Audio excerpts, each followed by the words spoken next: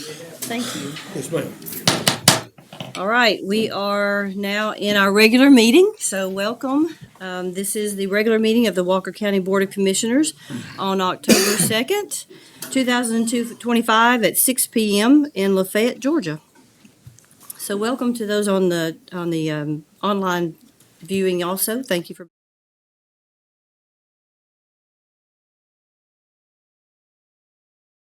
Present. Commissioner Askew, Here. Chairwoman Dean, here. Commissioner Hart, Here. Commissioner Wilson. Present. Thank you. Now we need to approve the agenda. To approve. Thank you, Commissioner Blake Moore. Do I have a second? Second. Was that Mr. Hart? Thank you, Mr. Hart. Yes, ma'am. Is there any discussion about the agenda as it is? Okay. All in favor say aye. Aye. Any nays? All right. It is so passed that the agenda is approved as written. Next, we need to approve the minutes from the September.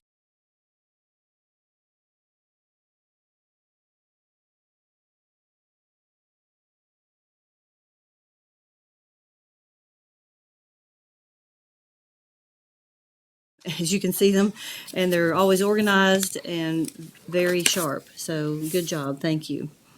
So now do I have a motion?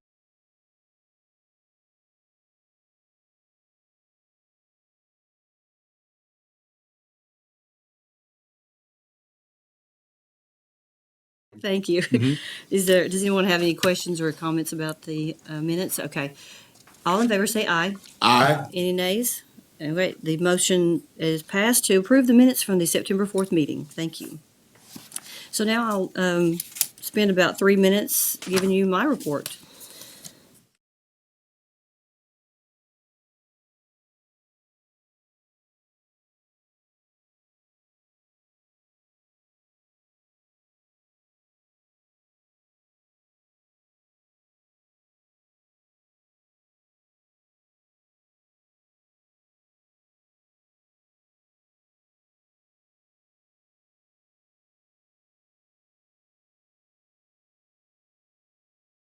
Current financial system.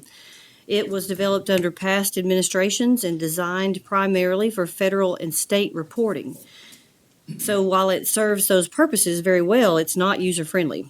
And its complexity of years of accumulated data makes it difficult to produce usable, readable reports for the public use. So to improve transparency and accountability, we are planning to implement a new financial software tool beginning in January 2026. This system will not replace our current existing platform, but it will work alongside it to give citizens direct access to financial data at the time they want it without having to go through the formal process of requesting for records. Many other counties already provide this level of access, and we recognize that we are behind. By early next year, this gap will be closed. We have also taken other important steps to modernize our technology. Recently, we adopted Paycor for payroll processing. This system has already delivered benefits by allowing employees and elected offices to view their paid time off in real time and by automating payroll processing. So it's removed the manual and exhausting time that the managers have taken to calculate time and calculate PTO. It's reduced paperwork and created accuracy and eliminated paper checks, thus greatly reducing the opportunity for fraud and waste. The employees are also enjoying the added feature that announces work anniversaries and better communication with their management team. In addition, we are currently testing new software for the creation of agenda packets. While the agenda will look the same, the process behind the agenda will be different and much more efficient for the clerk. Once training is complete, people can submit agenda items online through the system. The clerk's office will benefit from submissions being automatically organized, significantly reducing paperwork and the manual effort that goes into this effort. This will also be the mechanism by which people will ask for records. So it's going to be our new tool for records requests, and we'll be happy to teach people how to do it. The bottom line is that we are demonstrating to taxpayers that we are making real progress in modernizing our operations. We are strengthening the security of our financial data, expanding transparency and accountability, improving accuracy and efficiency across the departments, and these changes will not only bring cost savings, but will also provide quicker and easier access to information for everyone. So thank you for listening to the upgrades that are happening in your county government. Thank you. So we'll move on to our financial report. Our CFO Christian Roach will present to the board. For the month ending August 31st, 2025, we had $34,786,565.12 in revenue, which is over 100% of our budget expectations.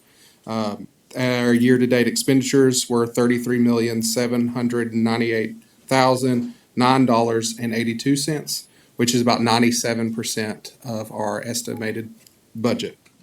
Our target was 91.67, but we are significantly better on revenue and less on expenditures as of last year, as you can see from the graph. So that's a good thing.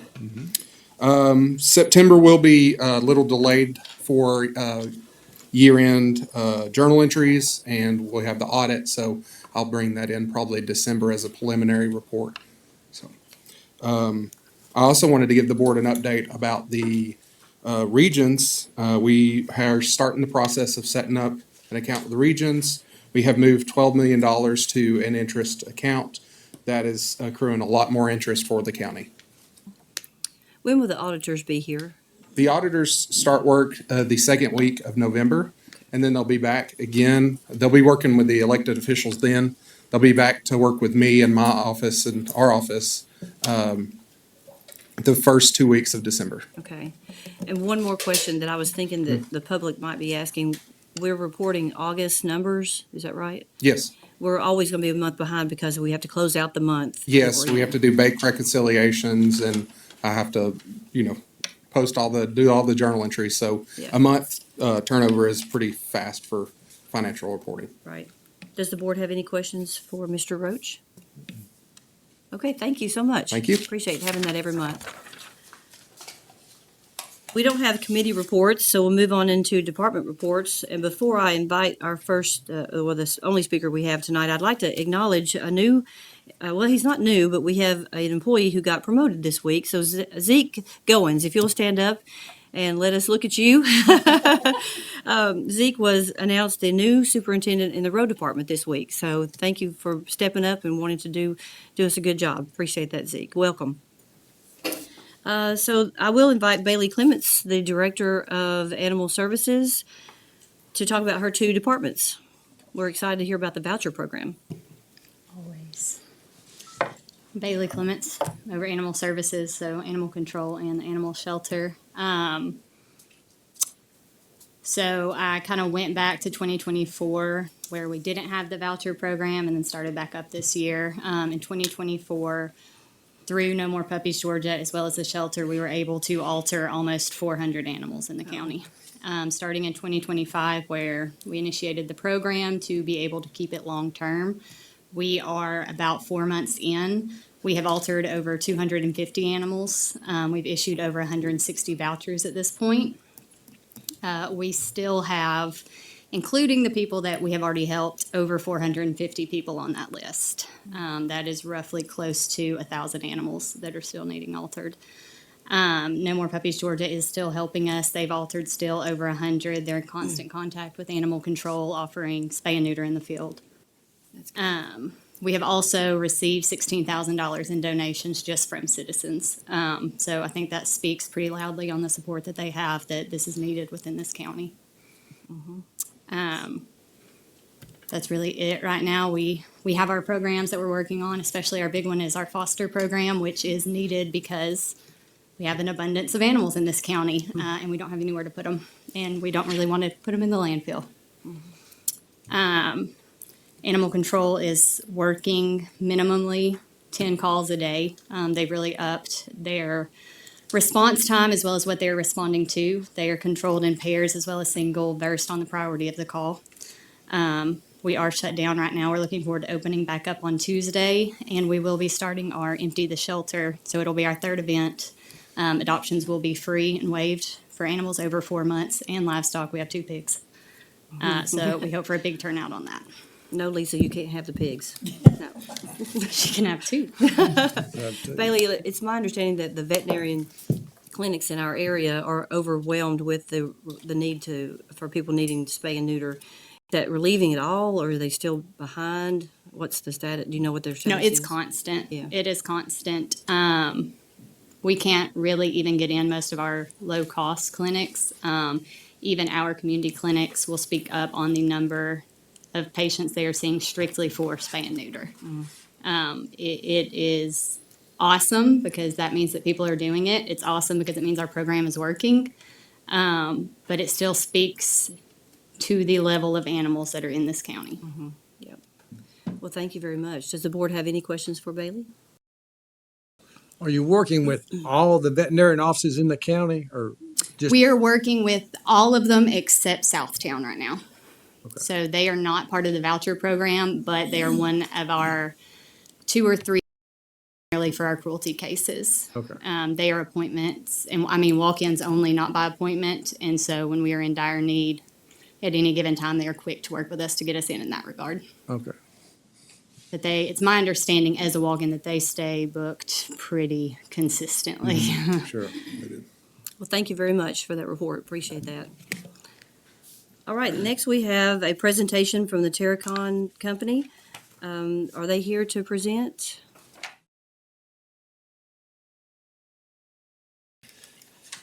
I'm Dallas Whitmill with Terracon, and I'm an environmental engineer working out of their Chattanooga office. And we assist communities nationwide with EPA brownfield grants.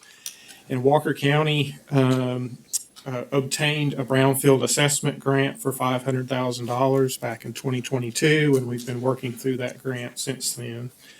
The grant is structured so that it can complete assessments for hazardous substances and petroleum products.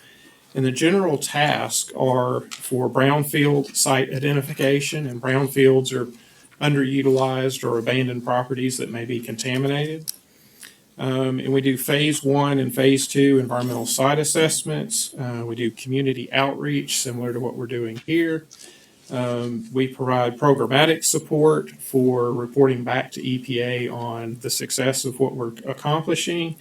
And we provide remediation and reuse planning for the sites that we have assessed.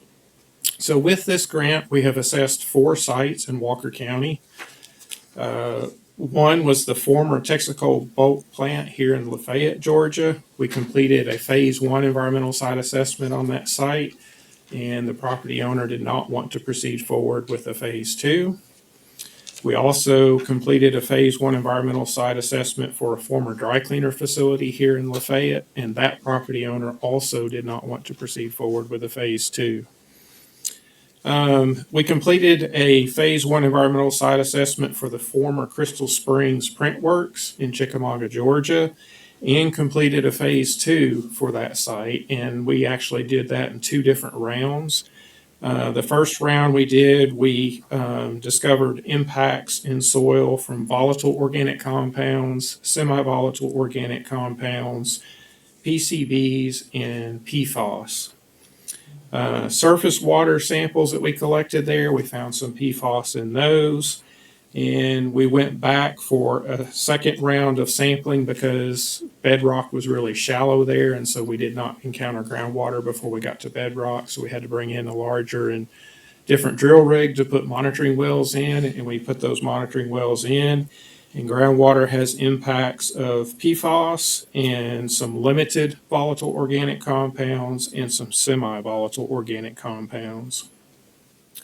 We also completed a hazardous material survey on the buildings that were present on the site and found that they contain asbestos, lead-containing paint.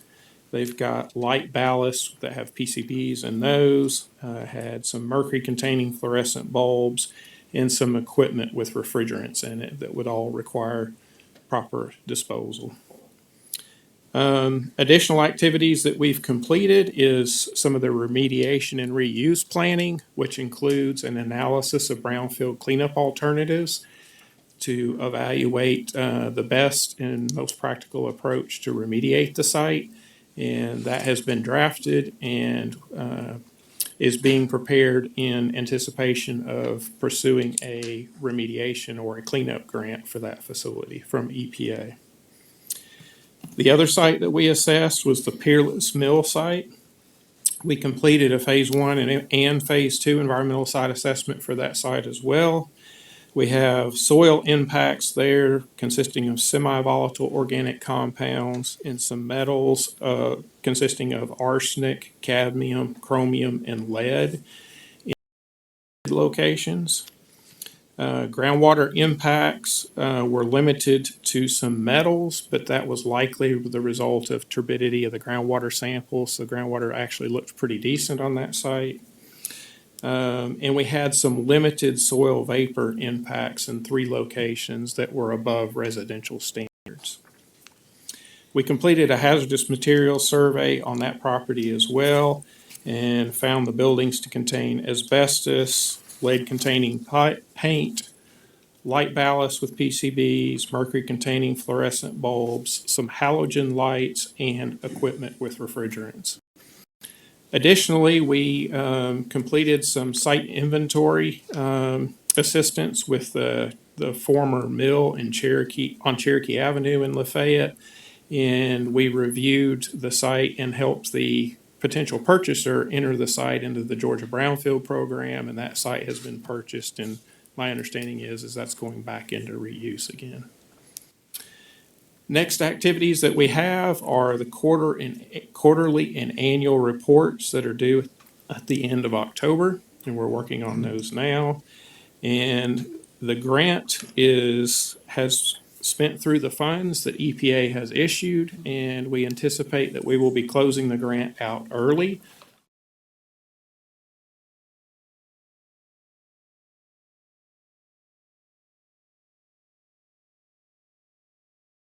Grant for other sites within Walker County.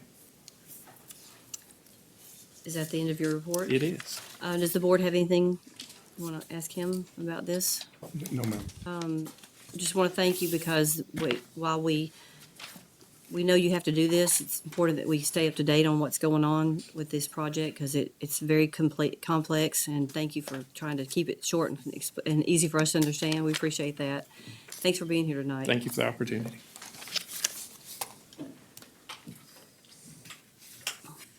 Okay, we'll move into public hearing for planning and zoning requests and applications. This is where I invite the public to come and speak.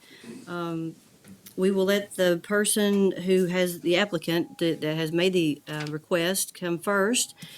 Then if there's any person in opposition, we'll allow them some time to speak on it also. So the first one up is the Burke property. Is there anybody here from the Burke family that would like to speak? Come right up and tell us your name, please. My name is Bobby Burke. I'm sorry? My name is Bobby Burke. Thank you. You can move that closer to you if you want to. Okay. Would you All like me right, to tell us about continue? your request. Okay, currently we have a 2-acre piece of land up on Durham Road in the Westbrow area. It's adjacent to part of the Lula Lake Land Trust. And it's currently zoned as A1 even though it's only 2 acres. It's always had at least 2 residential homes on it. At one point it had 3. So what we were hoping to do is change it from A1 zoning to RA, more of a transitional zoning, because we have A1 on one side and R3 on the other side of us.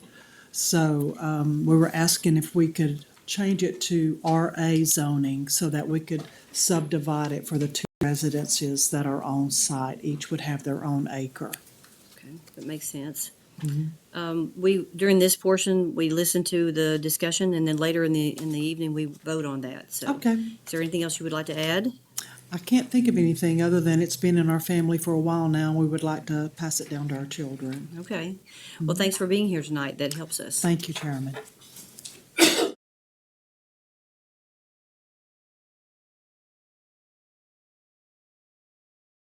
Here would like to speak on there. Hi. You want Liz know who you are. My name's Candy Brew. Hi. I Tell us about your am request. here to try to get a variance for our current land is zoned as agricultural. I'm trying to get a variance to be able to sell clothing from a building at my residence. So this is a conditional use variance for your property? Yes, ma'am. Okay. All right. Do you have anything else you want to add? No, ma'am. You want to tell us a little bit about your business, maybe? It's a small boutique. I think it's around maybe 300 square feet, maybe a little less. And you sell clothing there? Yes, ma'am. Okay. Currently online, Okay. but I'd hope to be able to sell in person. Okay. All right. Thank you very much. Thank you. Is there anyone here in opposition of Ms. Broom's request? Okay. The third one is Board of Education. We do have a speaker for them tonight, so please come forward. Remember to say your name for the record, please. I'm Jeff Potts from Rock Spring, and I have Jamie Deputy here with me, and he is from the Walker County Schools. And we are working on the sale of their property, the old bus barn up across from Jack's at Shields Crossroads. What we like to do, it has a 50-foot barrier on the back, and we would like to have that variance down to 15 foot. And I have some printouts here, and I'll let Jamie say something. Can they look at Yes, this? you, sure, come up. This will kind of explain what we're trying to cut it to. Okay. Jamie, tell your name again for me? I'm sorry. Your whole name? My name's Jamie Devney. I'm the Director of Facilities and Operations for Walker County Schools. Great. And this is the old transportation building that's been vacant for roughly 4 years. And so it is a long property, but it's not very in-depth. So we're trying to give us a little variance in the backside to allow a business or something to have a little more area for structure in the back. So we've asked for 15 feet, but we're just willing to take any acceptance to see what your ideas will be if we need to adjust that in any period. And we're willing to also put a vegetative barrier up if needed for residents in the back. I think there's currently 2 homes offset in the back, and they're several feet away from the boundary, but still, we want to be good neighbors to those people involved, so. Good. Can you kind of tell us the intent of the property, maybe? So Well, these boys are from Chattanooga. They're investors. They have talked about restaurant type stuff, maybe office buildings, that sort of thing. But we don't know, because they're gonna do more research once they get into it more. What's available down there, it's a pretty good area. The Jack's, McDonald's, and of course Shaw across the street. So it's a good area and a nice piece of property, so hopefully they'll do something nice to it. For the kind of money they're gonna have to spend for it, I don't think they're gonna put any junk on it. So hopefully, and I don't know if there's anybody here tonight, but at the first meeting, and they're concerned about the neighbors, and we are too, but we didn't have anybody show up. They're pretty good ways from this property, and like I say, we're gonna put up or try to get up a vegetative barrier or something. So I don't know if there's anybody here tonight that lives close or whatever, but We'll find out in a minute. okay, that answers that. But, Okay. we're like everybody else. We want to do the best thing for the county, and if we can get to 15 foot, great. If we can't, we'd like to have something, because if you look at that drawing right there, it takes 50 foot off of it, which is like a quarter of the property. That would be unbuildable, but if we could get it down to 15 foot, that's gonna make it to probably 10 or 12%. So that's what we'd like to have, but we can go with whatever y'all let us have. All right, well, thanks for being here tonight. Appreciate Thank it. you. Is there?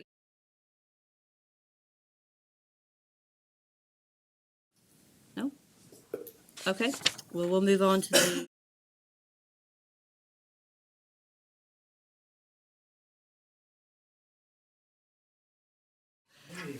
Hi. Please state your name for the record, please. I'm Doris Jean Blakemore Manor, and James is my brother, but he's not really hearing good and able to come up if I can Sure. speak for him? Sure, yeah, I think he's trying to come up behind you there. Okay. He owns two houses. They've been there since 1930, I think. And they're built on the same lot. And because of his liver cancer, he needs to sell this property for medical expenses. He has health insurance, but he doesn't have any drug insurance. And if we could divide them, then we'd have two houses that we could sell separately. And it would help the community tremendously because of his health. He hadn't been able to keep them up. And they're kind of an eyesore. So if we could get them sold, then maybe somebody would want to refurbish them and improve the community, it would be a blessing. Do you want to say anything, sir? Yeah. I can't hear her. That's very okay, that's good. all right, no problem. That's okay, you don't have to say anything. I think she covered it very well. Is there anything else you want to add? I can't think of anything. Okay, all right. Well, thank you very much for being here tonight. Like I said earlier, we will vote on this later in the evening, so if you can stay, that'd be great, but if you can't stay, we will call you tomorrow and let you know how it turns out. Okay, thank you. You're very welcome. Is there anyone here in opposition of Mr. Blakemore's request? This time, the public hearing is closed and no further comments will be heard. And we will move on into unfinished business. The first one is ordinance 0-03-24 to amend the chapter 4 of the Code of Walker County, which is the animal code, to provide for spay and neutering and license requirements for cats and dogs. This was originally tabled in April for this meeting, and in between this time, we were working on the voucher program and rereading the ordinance as we wrote it originally, and discovered that the age limits don't match the state required age limits. We are too young, I think. Is that right, Bailey? We're younger than we can be to spay and neuter. So we want to make those corrections. So I'm going to ask the board, I'm going to make the motion that we table this yet one more month so that we can rewrite that portion and be correct with the state law. So if I can get a second on that, we'll just wait till November to touch. I'll second that. Thank you, Mr. Hart. Yes, ma'am. Any discussion about it? Anybody want to ask any questions about it? Okay, all in favor to table this to November, say aye. Aye. Any nays? All right, thank you very much. It's so passed that we'll bring this back up in November. Okay, the second one under unfinished business is Mr. Paul Lemming. Is Mr. Lemming here? Hello. We will let you address the board. You go right ahead. Okay, first I want to thank these people here. I've just had my dog neutered, and they really worked with me. They did it this week. So, Thank you for saying and that. they've got there's several different places you can go that they got, but I did mine up at Cornerstone. And my dog was in heat whenever I took her up there, and they let me reschedule. So that okay. was really great. Yeah, that is good. Thank you for letting us So know they that. did, and they also microchip and give you a rabies shot. Yes, they do. That's right. And I done had mine microchip, so Good. it's great. You are a It's responsible good pet for 'em. owner. Thank you for that. Okay. All right, my name's Paul Lemming. I'm requesting a variance. We own some land over here at 2740 Old Mineral Springs Road. My grandparents moved there in the 30s. And my brothers and sisters, we all sort of live around. My sister and I own some land on the other side of the road, but the original property, my niece was wanting to move back down with us, to sort of watch her take care of her father and possibly help me on the farm later on, because we do run a cow-calf operation and some hay, we sell some hay. And I do have it in the Conservation Reserve Program, which it helps me on the taxes and all that. But it's basically saying, it's used for farming. And land now is, everybody's just buying up land. I get letters every week, people want to buy our land. So I'm trying, I'm going to keep it from doing that. We're not going to do that, So, and I know, and I've talked to Brian, there's different things you can do, but right now we've got and now I'd like to just give her 3.96 acres. It's supposed to be a 5 acre limit, or 2.96 acres. And that would leave me 10 acres, which is supposed to be the minimum for having in the conservation reserve on the side of the road we got it. But, you know, Brian has talked to me about doing some other things, but that'd have to be another thing I'd have to do. And she doesn't want all that. She just wants basically a house in the yard, you know. And like I said, I'm willing to work. My sisters and brothers, we've all agreed, and I'm giving her the land. I'm not selling it. You know, I know people's coming to buy land. We're just gonna give it to her for her to come back. It's basically. Coming and talking to us again. This, we all remember, this was tabled in July and tabled in August. And then last month, the vote was a no action. So that's why we're hearing it again. So Yes, ma'am. we will vote on that tonight. So thank you very much. Thank you. So I will turn over to the board and ask for a motion, please. I would like to hear, I want a little discussion.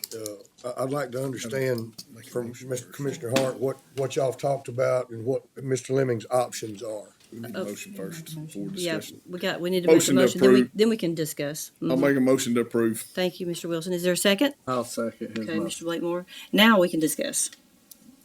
So, can you pull that slide up, Joe?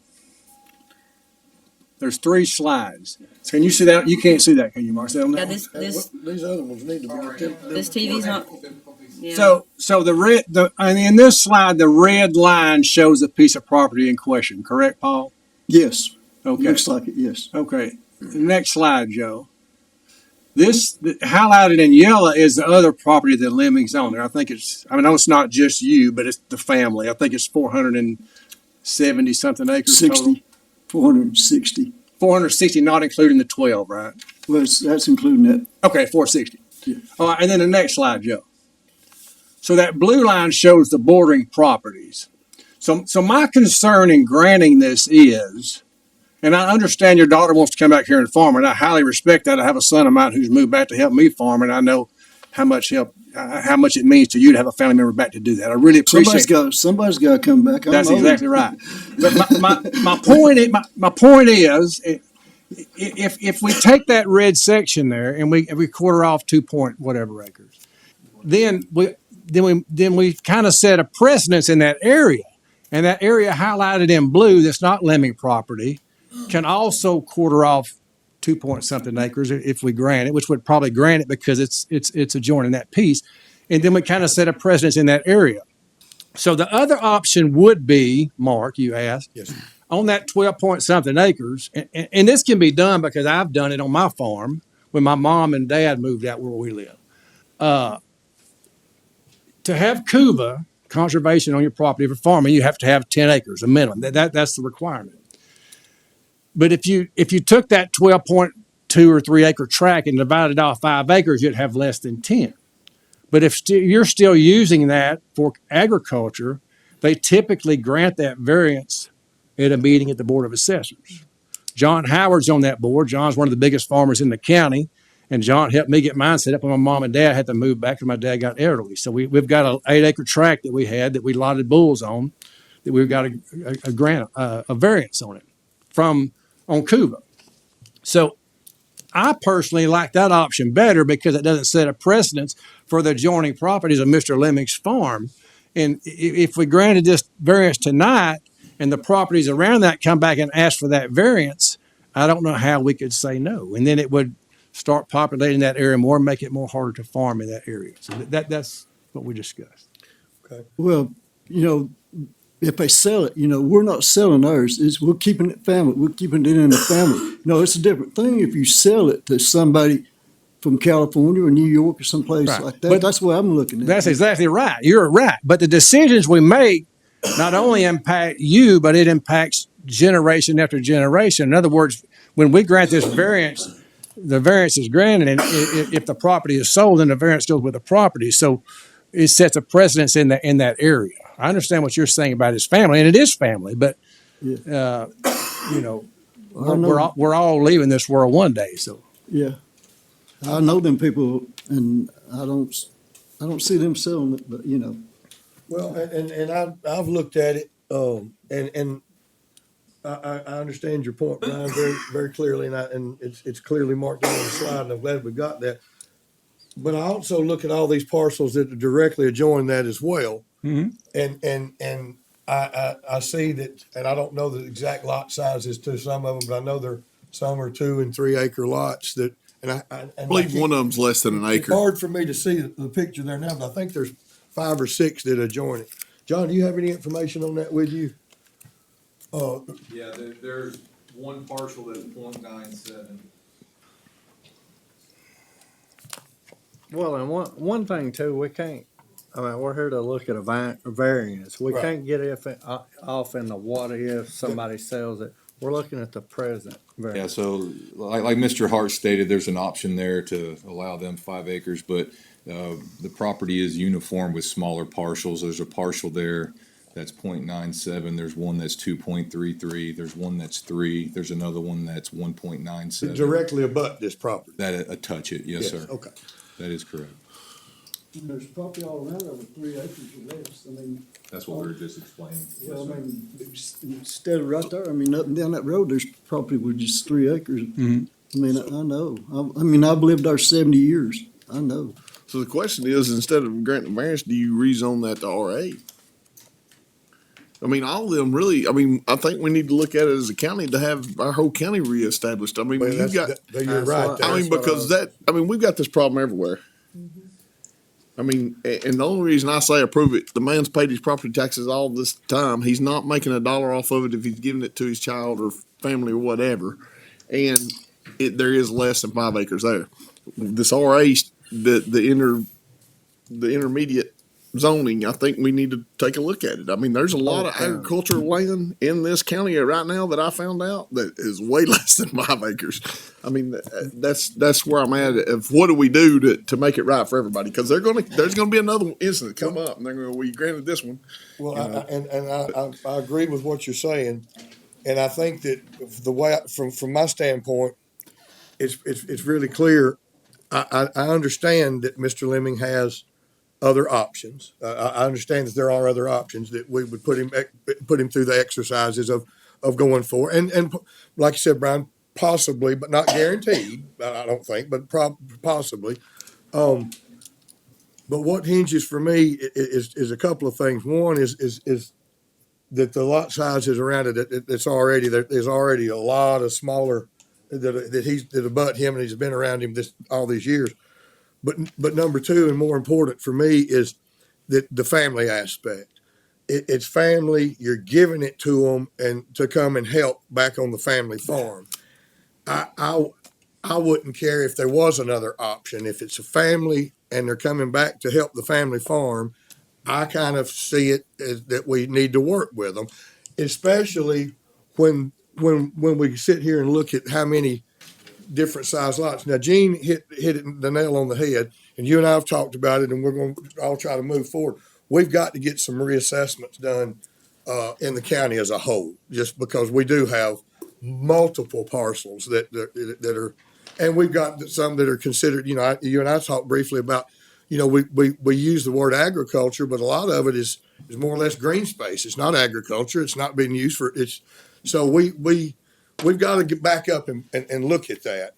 But in this situation, I just feel like that asking, trying to make him go through other options when it is the family and it's coming to help. I have a soft spot for it. I just believe in taking care of family, and family comes first, and that's what he's trying to do. And like I said, if it were in the middle of a bunch of acreage and you want to cut out 3 acres on the corner to sell to somebody, absolutely not.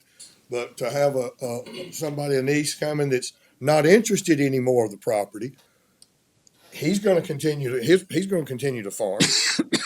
I just feel like it's probably a good situation where the variance would come into play, is what I'm trying to say. Well, I really think every person that does have this problem, y'all need to look at each person or change it like he was talking to do the All right. yeah. So can I ask a question? John, you might be able to answer this. Can we make the motion to change it to RA versus a variance? I mean, What is the difference? I don't know the real. What's the difference? John, can you? Residential ag is for smaller parcels, You'd have to go of through course, the but if you were going to partial that off, and he's wanting to give her the 2.98, I believe it is, and then keep the 10,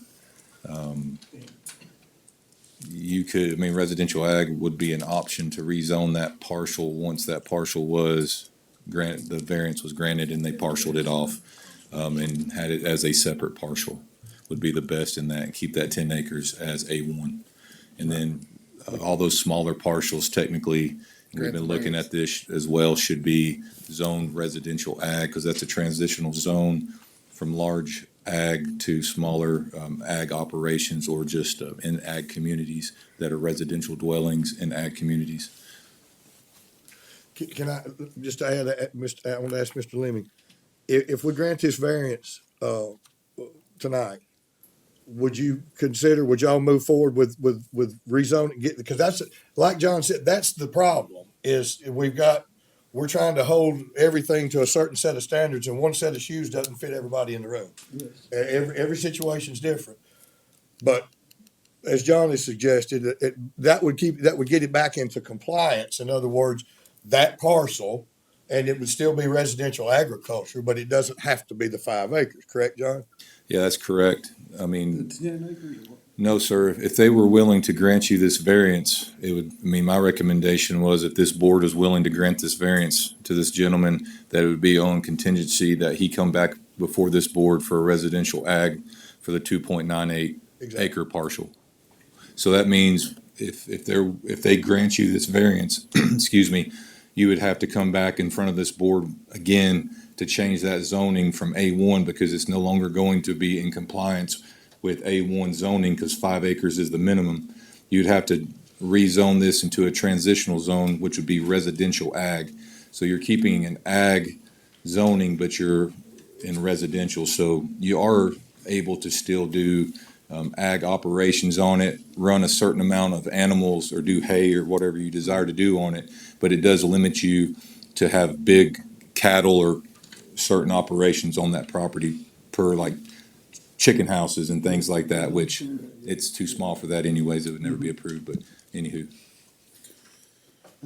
So can I change the motion? No? So, John, you could help me here. Mr. Lemming would have to go and do that, Well, right? no, what I'm saying is, can we change the motion to approve with a 6-month variance for him to go try to rezone to RA? Yeah, to put a condition on it To that conditional- a requires him to conditional come back. variance. You can add to the motion. Can I add a conditional variance to my Mr. motion? Lemming has stated he doesn't want to take another step and do anything else. What'd you say? I didn't understand. You had said earlier that you didn't want to have another process to go through. And I don't want to speak for I you, was so suggesting- Well, yeah. But what he's suggesting is a different thing. you'll have to go in front of the board, the Planning and Zoning Committee. Yeah, we give you 6 months to go try to rezone that to RA, Go back to. to the planning and zoning. You just have to fill out the paperwork. Yes, sir, just come back down to the office, fill out the paperwork. This time it would be for a rezone instead of a variance, because now you're asking for a variance to be under 5 acres in agricultural zoning. Now you would want to rezone that parcel from A1 to RA, which is residential ag. It's still an ag zoning, but it's going to be a residential ag zoning. That allows you to have smaller parcels and accommodates that area. Just that Considering 2.96 acres? that's Yes, correct, yes, sir. That's it. You can't rezone it until we give you the variance to plot it off. Once you get it plotted off and in her name, you got I would say 6 months is plenty of time. So Yeah, you the ain't got 12 to- acres currently is too big to rezone for Right. RA because it's a 10 acres less. Right. And So- so therefore, he would have to have a variance. If you guys grant him that, then you could come back and just do that 2.98 into RA, leave your 10 acres into A1, because it still meets the agricultural zoning requirements. Man, that's doable. Yes, sir. Okay, what I need to do now? So I would like to amend my So- motion. Mr. Lemming, you can sit down now. Thank you very, very much. Mr. Wilson, I would like to amend my motion to a conditional variance granted for 6 months on the condition that it is applied for a rezone to RA within 6 months of the Is- variance being approved. I will second that motion. Thank you, Mr. Askew. All right, is there any further discussion needed? Just a question. So then you're rezoning the 2 point whatever 9.6. to, RA. Residential And it would be in agriculture. compliance, and 'Cause then these that's 10 acres what would still all be in those compliance. Small, that's Okay. what all them That small answers- parcels should ought to be Answers my rezoned question, to. yeah. You understand what I'm trying to say? I'll give him 6 months. It's a That good way, starting with point Thanksgiving, in Christmas, that that area. gives him 2. He's got 4 months next year to make sure it happens. Understood. So, okay, so Lisa, can you reread what Mr. Wilson, his So his Mr. amendment? Wilson amends his original motion to a conditional variance for a 6-month time period to have Mr. Lemming have his property rezoned to a RA Okay, agriculture rating. we have a first motion, a second motion. Now I need a vote. All in favor, say aye. Aye. Any nays? All right, so moved. Mr. Lemming, we'll be happy to help you with that, if you have any questions, okay? I'm sure I'll have questions, but let me discuss it. That's fine, sure. Thank you very much. Thank y'all. Yes, sir. Okay, now we move into public comment. Each person shall have 5 minutes to address the board, and the board will choose to respond or to not. So who would like to come who would like to come up first? Come on, Mr. Pope. You got the clock? You ready? Okay. I'm Hello. Jim Pope, and last meeting, Brian Hart, I gave you this hypothetical question, example, where I was role-playing as a district commissioner, and I had a buddy that's Can I trying. have order in the room, please? Thank you. Sorry, Mr. Pope, you go right ahead. You Go go right, ahead. I wasn't putting you in order, I was putting the audience in order. So, you go right ahead. Okay. I was role-playing as a district commissioner. I had this buddy that wanted me to join in and to help him close a road. But I had previously voted for T-Splosh, telling people how much time I got. 4 minutes. Oh, okay. That I had encouraged people to pay extra tax so that they could have better roads. Now, I told him I had to stick with my commitments. And at the end, I asked you a couple of questions. If you disagree with my reasoning in this example, please tell me where you think I'm going wrong. If you agree with my reasoning, please tell me you completely agree. So now then, I need your feedback. Okay, so the way I read it, and I'm better at speaking directly than the hypothetical, but the way I interpreted it was that you think that I'm helping my neighbor get the road closed. Is that correct? Yes. That is false. And if you would like for me to, and the chairman will grant me the time, I will talk for about 3 minutes and tell you the timeline of my involvement with this. Would you like for me to do that? Let me insert something right here. You Okay. say it is false. Yes, sir. Well, I have previously asked you, would you vote to keep the road open? Yes, sir. And you said, I'm not going to vote. That's so right. you're not going to vote to keep the road open. Correct. To me, if you have made a commitment to the people and they have gone out on what you have supported and paying money every time they go shopping, you are reneging on what you have told them or supported. Now, that's the way I interpret that. Now, go ahead. I disagree with your interpretation Okay, how's that? because I represent you. I'm your district representative, and you like driving down Concord Road, and I respect that. I represent I told you 14 last time. I think it's 13 property owners that live on Concord Road that have asked to close the road. I represent them as well. I am related to you. You are my uncle. I am related to the property owners on the road. They are my second cousins. They are your first cousins. As I stated earlier, and as Mr. Ralph Harris asked me not to vote on this because I have family members involved. I think Ralph made a very good point. I agree with Ralph. Robert Blakemore has abstained from votes before that concerned his family members. I have abstained from votes before that concerned my family members. So I said I would abstain from the vote. So I do understand that you like driving down the road. I do understand that people that live on the road have reasons they want to see the road closed. I understand both sides. So I represent both sides because I am related to both sides. I have opted not to vote. Okay, but the point I'm making is if you make a commitment as district representative, you should stick with that commitment. And not let somebody that comes on the scene and says, hey, I want it closed, and you jump on board with them by not voting to keep it open.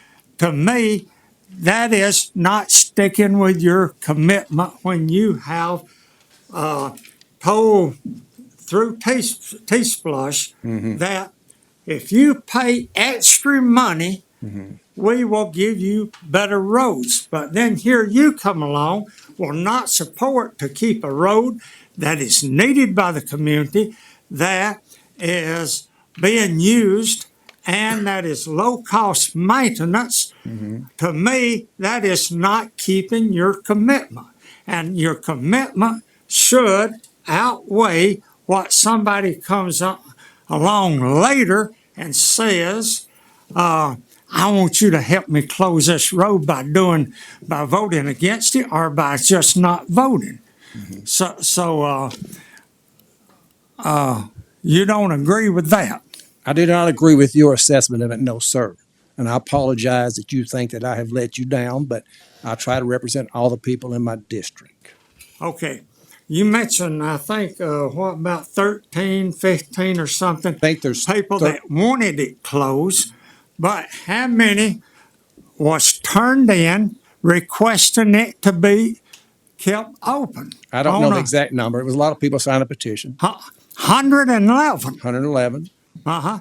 So that 111 outweighs that 15 by a good bit, doesn't it? It does. But again, Mark Askew, Robert Blakemore, and Gene Wilson and Angie will make this decision because I'm related to people on both sides. So I understand what you're saying. I've also heard what the other folks are saying that live on the road. And if you would like me to go over there, some of them, I will. I'll tell you what, a couple of them wants. They wants to grab that property because that will be to their benefit. In your opinion, have they told you that? They haven't told me that. Well, that's what when you assume things and you make a statement and you haven't asked that individual, that's very dangerous. And I'll point that out to you. Let me point something out. In the petition that you referenced, I just want to read this to you. It says, there is concern that one district commissioner may be in a conflict of interest situation by working closely with one of the adjoining landowners, and he doesn't seem to be interested in supporting the citizens.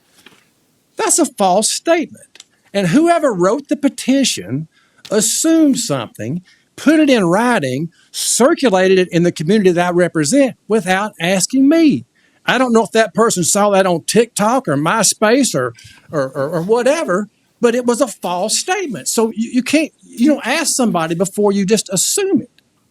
Well, we had a conversation with you, Ralph Harrison and I did, on this before we wrote the petition. Yes. But I see my time is up. Your time is up. Almost. You got 39 seconds. Okay.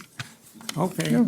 Mr. Pope, no one has come to ask for the road to be closed. They've not asked for it to be anything. No one's asking. So I guess I'm questioning why you're asking the question because no one has come to us for us to vote on it at all.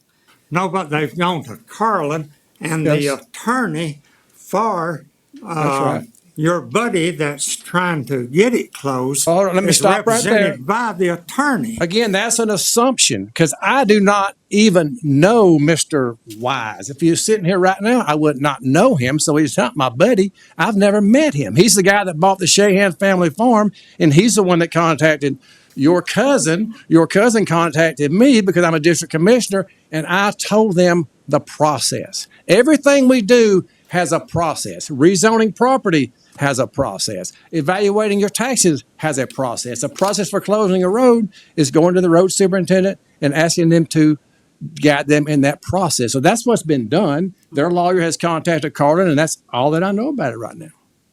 I have a copy of the letter from the lawyer Yeah, I do too. saying he represents these people. Represents, yes, two people right here. Yeah. But he doesn't represent me. No, but you're going to be the one that makes the decision on this. Oh. We're just trying to. I'm not going to be the one that makes the decision, Jim. Well, you're going to be partially the one. And until it becomes an agenda item, I mean, and I don't even know if it's going to become an agenda item. Okay, but we just want you to know that it is a road in our community that is needed, being used, and is low-cost maintenance. Okay, my time's up. Thank you, Mr. Pope. Thank you. Who else would like to address the board? Please come up. Hi, come on up. And remember to tell us your name.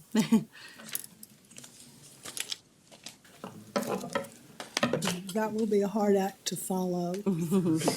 My name is Diane Cousineau, and I share a property line with the Walker County Community Development Authority. And I'm aware that the commission really has no jurisdiction over them, and the commissioner herself has to serve on it because that's written into the Georgia Code. But your rezoning of the property does give you a little piece of the pie, which is why I'm coming to you now. You know, there are about 46 persons who own property and share a property line with the Development Authority. Those people are on Glass Road, Lynn Trail, Straight Gut, Diamond Circle, and West Reed.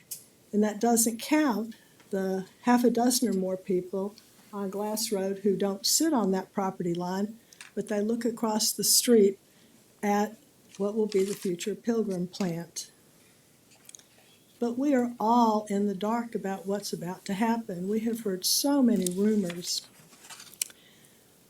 I can't speak for my neighbors. The good part about living in the rural area is you don't have neighbors right next door to you, and the bad part is you don't have a homeowners association.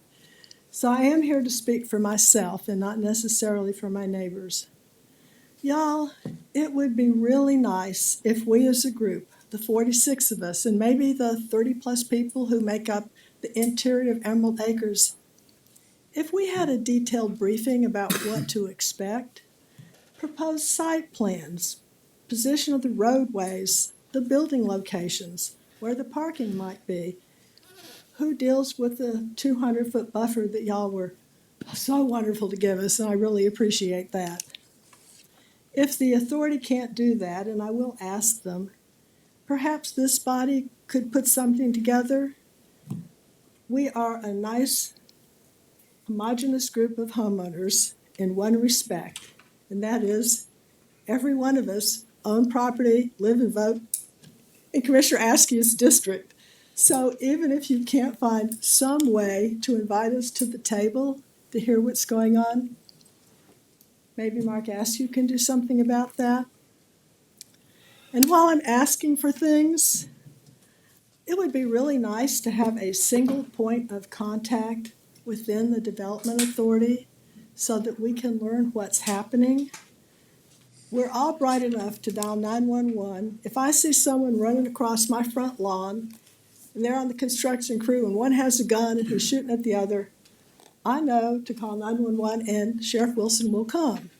And if the woods are on fire, I know what to do about that. You call 911 and they send out Chief Hodge and his crew. But there are a whole lot of things that can happen during this construction. Right next to the 46 of us who own a fence line, that we won't know who to call. And so it would just be so nice if the authority, or maybe this body, created a point that we can call. And while I'm asking for things and still have some time, it would be really nice if you could convince the development authority that perhaps customer satisfaction, the fact that we are neighbors and we are part of their mission to develop the public welfare and the public good, if they actually came and said, well, there's a lot of words for this, but basically, hey, Bob, how are things going? Is the development impacting you? You can call it a satisfaction survey, an evaluation, an assessment, but it would be really nice to have those things. A briefing, a person that we can talk to if something is not going well, and gosh, maybe a little follow-up to find out how things are going. And I think a lot of you now have my phone number, so just give me a holler. So I'll be glad to, I'll let y'all hang on just a second. So the property has not closed yet, so we do not know anything about the building, where it's gonna be, the roads going in, nothing. So it won't close until the end of October, so until that happens, they have no responsibility to tell us anything, because something could fall through and it may not even, I don't anticipate it not going through, but until property closes, you cannot know anything, because we don't know anything. I got your message that you want to have a briefing and that you want to have follow-ups, and we are planning that. And Pilgrims knows that too. In fact, they offered that way in advance to talk to the community, but they wanted to make sure we got to the closing and it was official, and then they were going to have a community meeting. So they want to be there too, and that will happen. Now, as far as a single point of contact goes, Stephanie Watkins is the only person in the Economic Development Authority. And she is delightful, and she has been so helpful, and I really do appreciate her. She'll probably be the only person that you'll ever talk to, because that's the only person that works there. So, Well, that's not a bad thing. yeah. Part of what brought me here today is I understand that your district, Commissioner Hart, the folks on Lawfridge Lane, a bunch of them are having a meeting where they're going to be briefed by county officials on the 27th of this month. Don't know anything about it. Nor do I. I have no idea what that is. Well, maybe you haven't been invited. I'm accidentally on the mailing Well, we list. are the county officials. Yeah. So Well, I know. Okay, well, thank you for your time. Miss Diane, I did want you to know that I did pass that on, and I told you that we would talk about that and get something moving, and Madam Chair has taken that already, so I And- wanted you and to I know trust you that our for that. conversation has moved forward. Thank you. Thank you all. I John, did you want to appreciate it. address, while you had your hand up back there? Hang on just 1 minute, Diane. No, I mean, I can, I'm involved with Pilgrims. Sorry, Joe, I'll go up here. Would you like this spot? I've said all I'm going to say. So we've met once before at the office, for sure, and trying to fill them in. So Pilgrims has no site plan currently, building plans. We'll have to evaluate that. We've had conversations, myself and the fire marshal, looking at building structures, hydrant locations, road access, et cetera. They have applied for their soil and erosion plan, which has been approved from the state of Georgia. And they are also approved through my office for their water quality, stormwater plans as well. So they have both been approved. I sent them yesterday. My office sent over the stormwater maintenance agreement for them. Once that's accomplished and we get it recorded, they will start moving forward with their land disturbance permit. But as far as building structures and whatnot, and site development, site plans, we do not have any drawings on that. And just to confirm what you said, we will not have that until after it closes. Mm-hmm. They're just doing the preliminary plans for the site prep for the dirt work. Okay, thank you for that. Thank you, John. Thank you. Yes, sir, come up. Just one question, is that Pilgrim plant, is it gonna be a kill plant? No, sir. It is a cooking plant. So the processing will happen in another location, and the chicken's pieces will be brought here to be cooked and then packaged and sent to the market to be sold. Good question. All right, who else would like to address the board? Is anyone else here to? Hi, Randy. Go ahead and say even though we know you, say your name for us.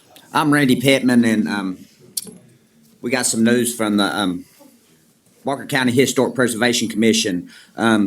This is from the Georgia Department of Community Affairs.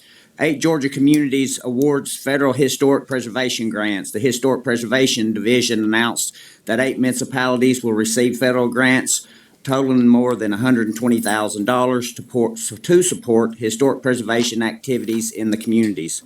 Local governments are integral to creating environments for lasting community-backed preservation efforts.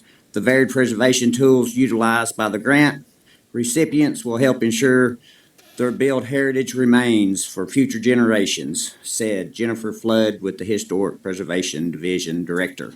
The Walker County Historic Preservation Commission was awarded $20,000 to start phase 2 of our historic resource survey.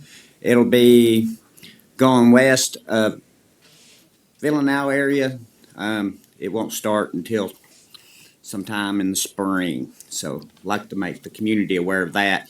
When they done the eastern corner at the south end of the county, we had problems with people with the contractors accessing properties to take pictures of the surveying. historic resources. So we're proud of that. In January, mid-January, February, we'll be applying for the grant for the third phase. So, Randy, how do they let the people know that they're going to be, that they need to be on their property to assess the historic part of it? yeah, people don't want the government on their property. Yeah. That's a fact.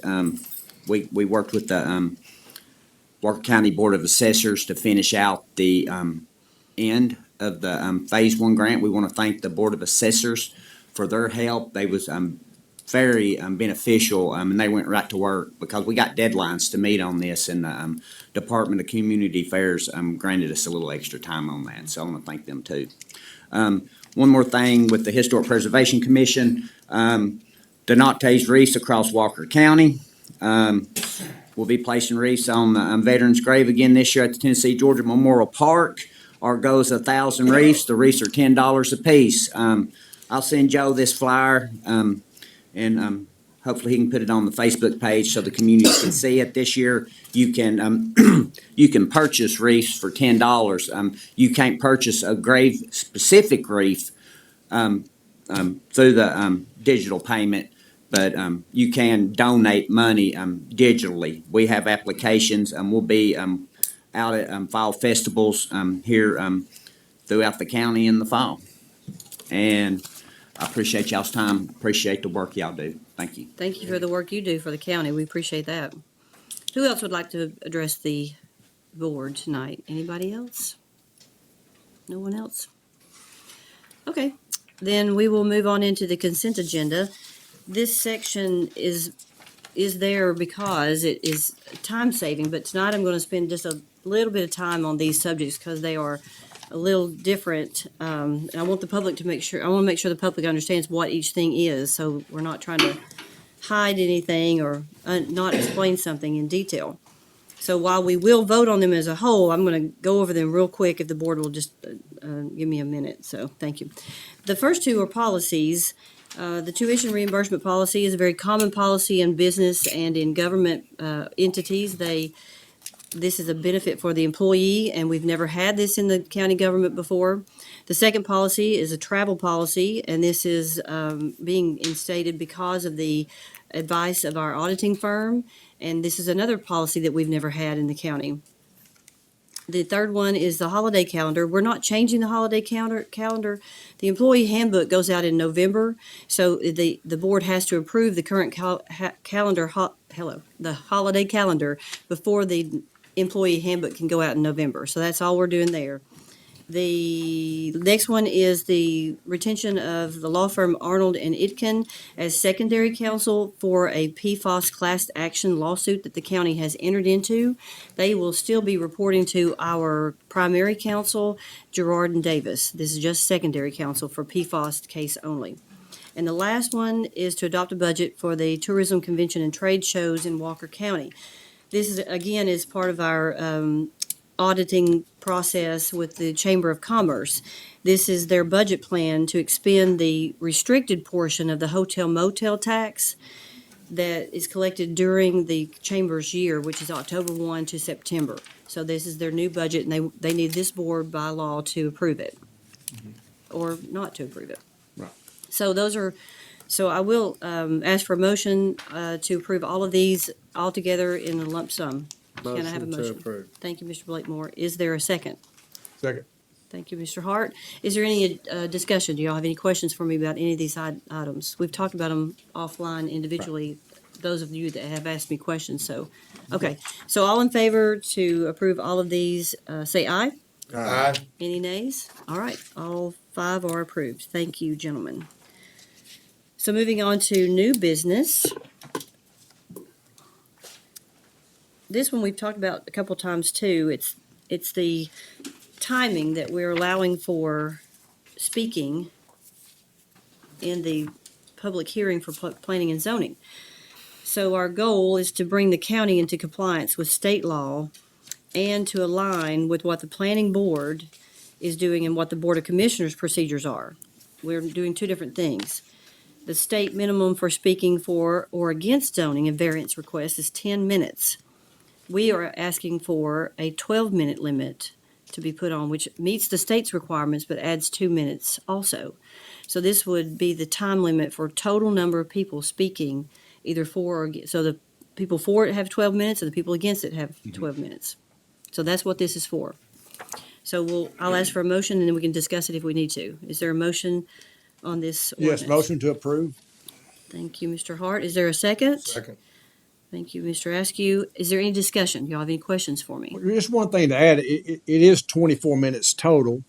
And if it's a subject that we, the board, see we would like to hear more on, we can always ask for an extension. So it's just Absolutely. setting some parameters in place Good point, to right? come along. Yeah. It keeps the dialogue focused on new subjects, Right. new problems to answer or new questions, not the same question being asked all the time. Several. So thank you for that question. Yes, ma'am. All right, all in favor say aye. Aye. Any nays? All right, that is so passed. And we will inform the planning and zoning of this as well. The commission, sorry. The next one is Resolution R-065-25 to ratify compensation for the county coroner. The county coroner's salary is public information, and we are sharing that tonight. It is the coroner makes $49,400 annually. It is $4,116 monthly. He's paid monthly. So I ask the board for a motion on this public announcement. Motion to approve. Thank you, Mr. Wilson. Is there a second? Second. Mr. Blakemore, thank you. Is there any discussion about this item? All right, all in favor say aye. Aye. Any nays? All right, thank you for that. The next resolution is R-068-25 to declare certain county property as surplus and authorize its disposition. So since September, when we announced we were going to sell items, we have created a extensive spreadsheet of items from all of our departments that we are going to sell, and the board has had time to look at that. And so now we are just asking the board to approve that we go forth and put these things for sale. Is there a motion, please? Motion to approve. Thank you, Mr. Blakemore. Is there a second? Second. Thank you, Mr. Askew. Is there any discussion? Yeah, a couple questions. I think you've already addressed this, but we're going to sell the bigger end items on gov.deals. Is that gov deals? Yeah, is that correct? I don't know if You're we've decided individualizing them which that. items are, So that you don't. go ahead. all items individually. Okay. We have a second set of items that can be sold locally, Okay. and that's what we've discussed. Okay. So I don't have that list. Okay. This current list is going to be on gov deals. Sorry. Okay.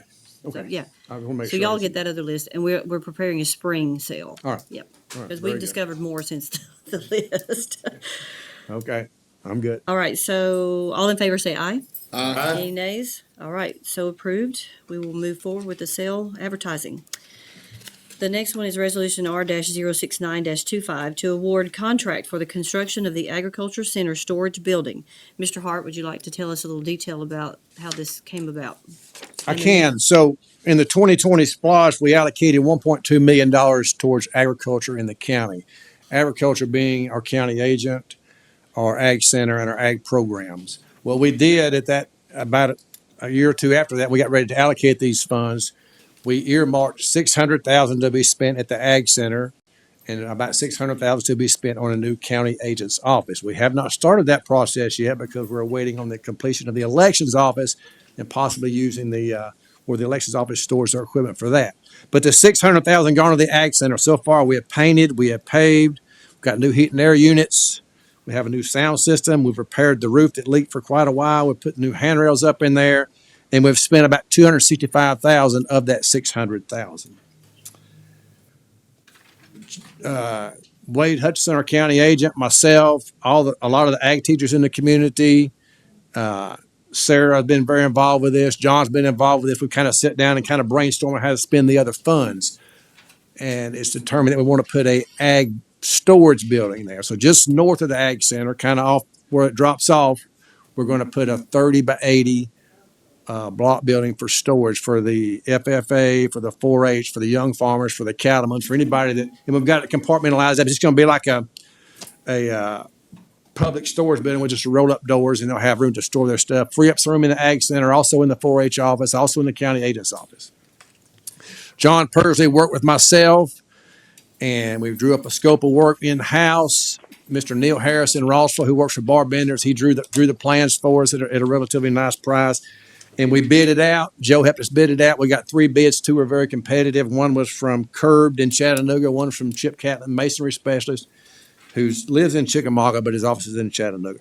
The bids are very competitive. 2 bids came in at around $146,000, which is $61 a square foot for that construction, which is very good pricing, we thought. So we're excited about it.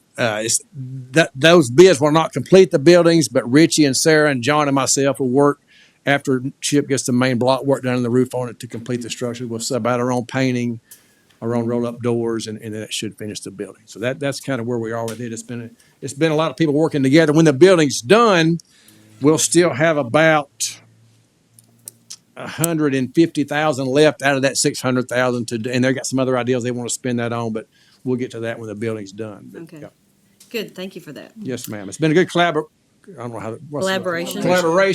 of all the folks in the community to get it done. So everybody's had a input on it. Not everybody's happy when you get that many people together, but we've come to a good consensus on it.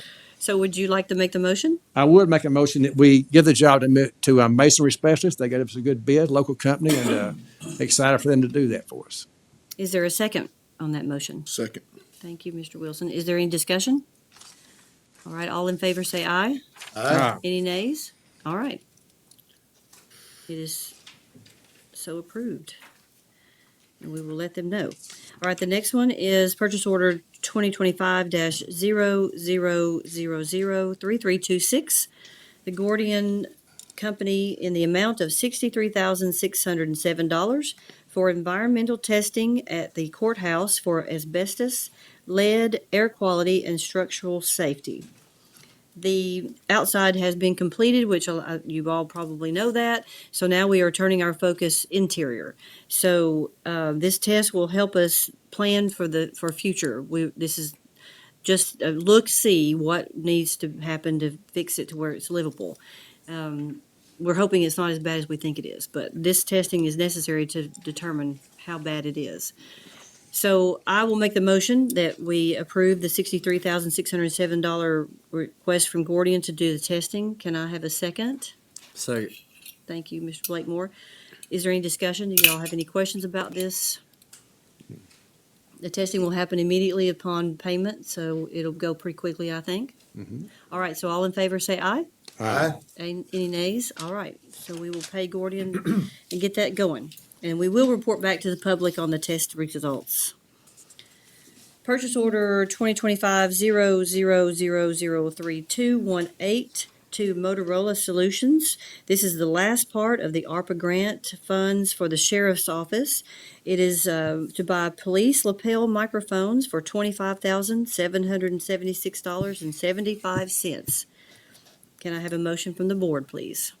Motion to approve. Thank you, Mr. Askew. Is there a second? Second. Mr. Hart, Yes, thank ma'am. you. Any discussion? All in favor, say aye. Aye. Any nays? All right. The next one is a purchase order 2025-00032226. We may be missing a zero there, but I'm not sure. We'll check on that. In the amount of $289,750. This was an emergency repair at the Naomi School that happened in June. So the repair went, the board was notified this was going to be very expensive to repair a culvert. And the Board of Education partnered with us and shared the bill, which we really appreciate them for doing that. And they have already paid us their half, so thank you for that too. So, technically, the county is paying $144,875, but our check will be for the full amount because we contracted with them. But we have received a check for the same amount from the Board of Education. So I need a motion from the board to, on this purchase order, please. Motion to approve. Thank you, Mr. Blakemore. Is there a second? Second. Thank you, Mr. Wilson. Any discussion about that?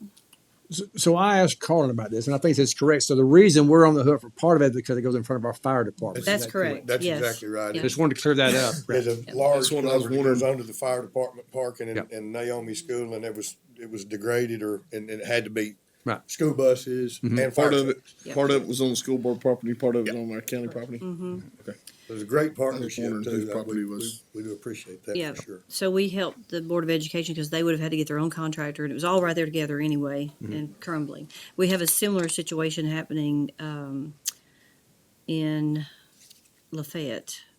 I forgot the school name, but we'll get to that. Sorry, I digress. So I have a motion to approve by Mr. Blakemore and a second by Mr. Wilson. So any more discussion? No, ma'am. All right. All in favor, say aye. Aye. Any nays? All right, thank you very much. And thanks again to the school board. Thank you very much. The next one is the rezone request from Mrs. Burke to rezone A1 agriculture to RA residential agriculture for property located at 440/442 Durham Road, Rising Fawn, Georgia, 30736. Tax map and parcel number 0-004-002. The Planning Commission recommended this rezone be approved. What is the pleasure of this board? Motion to approve. Thank you, Mr. Blakemore. And is there a second to that? Second. Thank you, Mr. Wilson. Is there any discussion about this item? All right, all in favor say aye. Aye. Any nays? All right, it's so passed. Is Ms. Burke here? So you understand that that was approved by our board too, so you can move forward with your request. Thank you. The next one is the Broom family that requested a conditional use variance for property located at 1218 Hogjow Road in Chickamauga, Georgia, 30707. Tax map and parcel number 0-260-003. The Planning Commission recommended this conditional use variance be approved.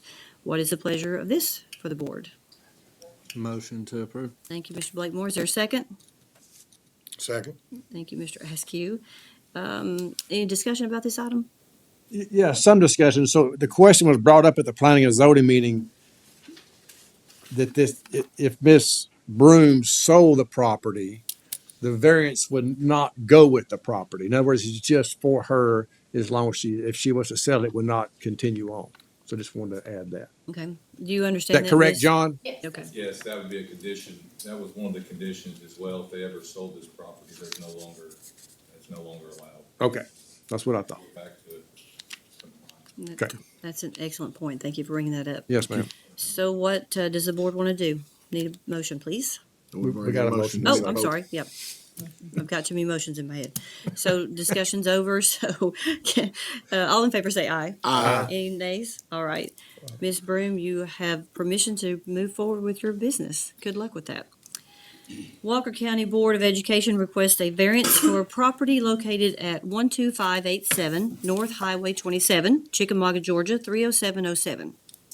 Tax map and parcel number 0-219-044 and 045. The Planning and Commission recommended this variance be denied. So what is the pleasure of the board? I make a motion to approve with a 25-foot vegetated buffer. Is there a second to Mr. Wilson's motion? Second. Mr. Blakemore, thank you. What, is there discussion, I should say? Any discussion about that?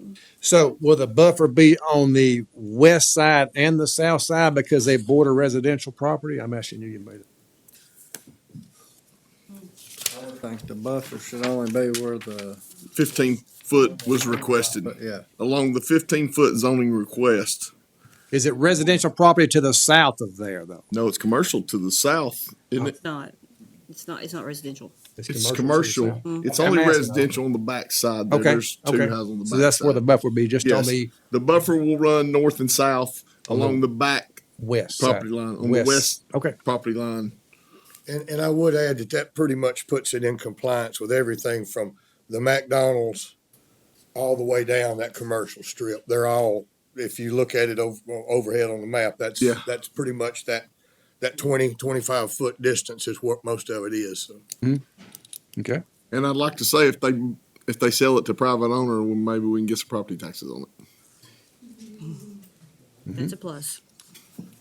So to recap, Mr. Wilson approved it with a 25-foot buffer, vegetative buffer. Vegetative Yeah. buffer. And then Mr. Blakemore seconded that. Is there any further discussion? All right, all in favor say aye. Aye. Any nays? All right, it is so passed. Is that clear to the Board of Education, what we just did? Okay, thank you. Very welcome. All right, the last one is Mr. Blakemore. He requested a variance for property located at 1106 Glentana Street in Rossville, Georgia, 30741. Tax map and parcel number 0-133-065. The Planning Commission recommended this variance be approved. What is the pleasure of the board? Motion to approve. I would like to abstain from any vote or discussion because he is family. Okay, sure. Mr. Motion Wilson, to approve. is there a second to Mr. Wilson's motion? I'll second. We'll take Mr. Askew's second. Thank you. Is there any discussion? No, ma'am. All right, all in favor say aye. Aye. Any opposed? It is so approved. So does the family understand that you've got approval for dividing your property? Okay, good. Thank you. Thank you. All right, now we'll move into commissioner comments, and I'll go to District 1, Commissioner Blakemore. We just appreciate everybody coming out and getting involved. This is your government and y'all help us make better decisions. Thank y'all for what y'all do up here on the board and thank all county employees. Mr. Askew? Like to mirror thankful to the employees. We got a lot of great employees working really hard to keep things moving, and it's not easy to do, but it's a daunting task, but they stay hard at it. I do want to thank the participation of the audience, the crowd, your input. As I've said always, your input and ideas and viewpoints help us to see it from a different set of eyes. I would like to make an announcement, a District 2 announcement, that the bridge on Lofton Lane was reopened today. It's been down for about a year, but we were able to do it under an emergency order, and we're probably about a year ahead of what it would have normally taken. But so for response time for emergency services and for convenience for the citizens as well, I'm glad that we were able to get that done. It was great work by the whole team. I know Carlin worked really hard on that with them and just kept it moving, and we got it done. So that's all. Thank you. Thank you very much. Mr. Hart? I would like to say that the chairwoman and myself and Carlin and Bobby and Zeke. Mr. Goins. went and we're looking, road conditions have been tough this year with the Johnson grass growing so fast. So we're looking at some different options for next year. We had a meeting with Whitfield County, some of the things they're doing to help with that. So we look forward to maybe implementing some new plans on that next year. Because see some information on it. Really, and we do have that. Yes, sir. We do have 1,400 miles of right of way to mow if you mow each way. So they just got to Villa now, which that's great. We're glad they got there, but it's a lot to cover.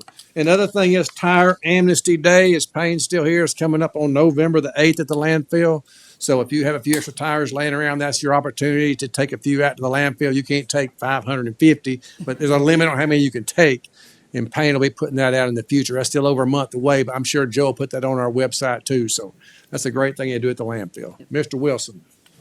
United States Department of Agriculture Wildlife Services program will distribute oral rabies vaccine baits in Northwest Georgia beginning October 21st through the 28th, 2025 to vaccinate raccoons against the rabies virus.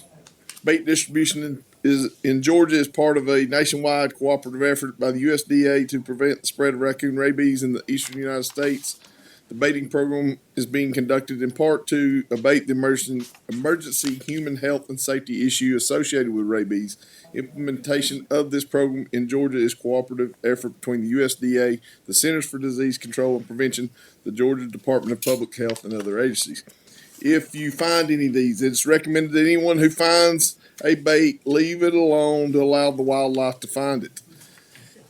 In case of emergencies or question, please contact the USDA at 1-866-487-3297 if you have any questions about the rabies vaccines. Also, got a message this week. Thank you to Chief Hodge and his entire staff. The EMA, they got their ISO rating back this week and it remained a 3. If you don't know what that means for you, the homeowner, it keeps your insurance rates low.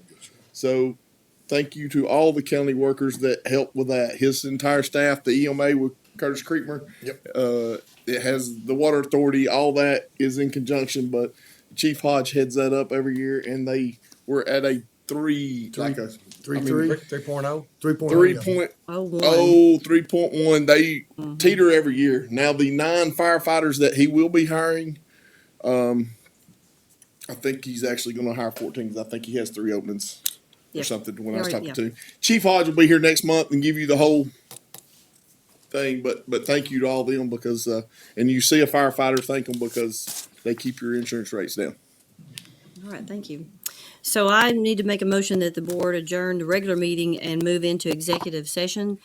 So I got to keep you all a little bit longer, so can I have a second? for that? Second, Mr. Askew. All in favor, say aye. Aye. All right, let's do it. Joe, we're ready. We are officially back in the regular meeting session. After the executive session for real estate, personnel, litigation, and cybersecurity, a motion passed to utilize the Economic Development Authority to potentially convey general properties owned by Walker County. And we are adjourned. Yay. Thank y'all.